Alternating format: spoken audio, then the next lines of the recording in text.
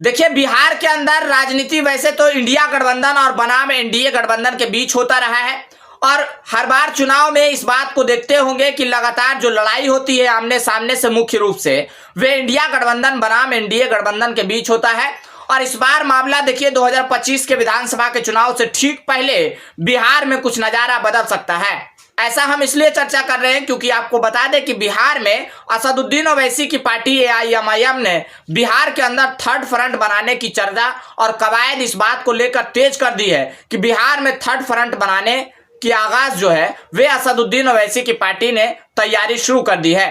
अब देखिए, बिहार के अंदर कौन सी पार्टी के साथ थर्ड फ्रंट बन सकता है, कौन कौन सी पार्टी असदुद्दीन ओवैसी की पार्टी एआईएमआईएम के साथ आ सकते हैं। हम इस बात की अगर हम चर्चा कर ले तो बिहार के अंदर देखिए असदुद्दीन ओवैसी की पार्टी ना तो प्रशांत किशोर के खिलाफ बोलते हैं और ना ही प्रशांत किशोर असदुद्दीन ओवैसी की पार्टी के खिलाफ बोलते हैं। और जब जब असदुद्दीन ओवैसी की पार्टी के नेताओं से इस बात का सवाल पूछा जाता है कि क्या प्रशांत किशोर बिहार के अंदर जो अपना मुहिम चला रहे हैं, जो अपना वादा किए हैं, वे सही कर रहे हैं या गलत कर रहे हैं, लगातार प्रशांत किशोर के ऊपर राष्ट्रीय जनता दल के नेताओं की ओर से इस बात को भी कहा जाता है कि प्रशांत किशोर जो है भारतीय जनता पार्टी यानी कि बीजेपी की बी टीम है लगातार। और यही मुहर असदुद्दीन ओवैसी की पार्टी के नेताओं पर भी लगता है, असदुद्दीन ओवैसी की पार्टी पर भी इस मुहर को लगाया जाता है। कांग्रेस हो या राष्ट्रीय जनता दल हो या कोई और पार्टियां हो, इन सभी की अगर हम बात कर ले तो असदुद्दीन ओवैसी की पार्टी को बीजेपी की बी टीम कहकर बुलाते हैं।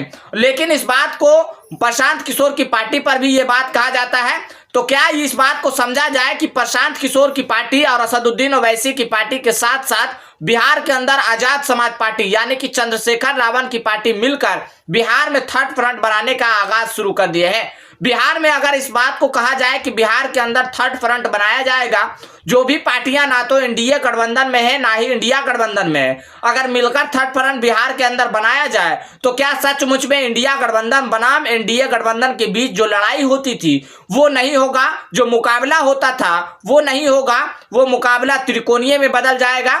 वैसे आपको बता दें कि 2020 का विधानसभा का चुनाव आपको याद होगा, बिहार के अंदर 2020 में असदुद्दीन ओवैसी की पार्टी ने भी थर्ड फ्रंट बनाया था और इस थर्ड फ्रंट में आपको बता दें कि असदुद्दीन ओवैसी की पार्टी, उपेंद्र कुशवाहा बीएसपी और ओम प्रकाश राजभर की पार्टी और कई सारे नेताओं की पार्टी इसके साथ थी। लगभग 6 पार्टियों के साथ गठबंधन हुआ था 2020 के विधानसभा के चुनाव में। लेकिन उपेंद्र कुशवाहा को सीएम चेहरा बनाया गया था बिहार के अंदर, लेकिन ऐसा कामयाबी नहीं मिला। सिर्फ असदुद्दीन ओवैसी की पार्टी एआईएमआईएम को 5 सीटों पर जीत दर्ज मिली। उसके बावजूद देखिए गठबंधन जो है वो पूरी तरीके से बिखर गया था।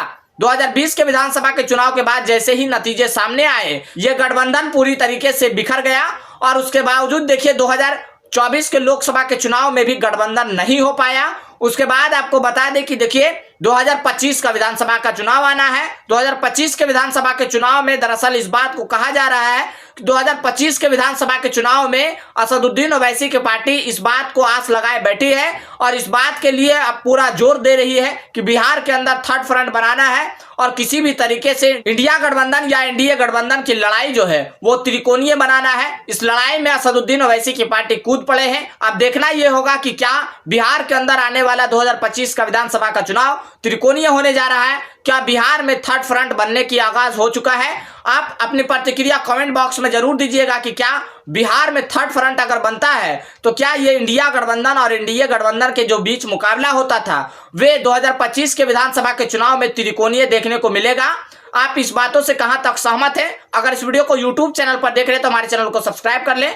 अगर इस वीडियो को फेसबुक पेज पर देख रहे हैं तो हमारे पेज को फॉलो कर लें। कमेंट बॉक्स में अपनी प्रतिक्रिया जरूर दें। मिलते हैं अगली वीडियो में, तब तक के लिए जय हिंद, जय भारत।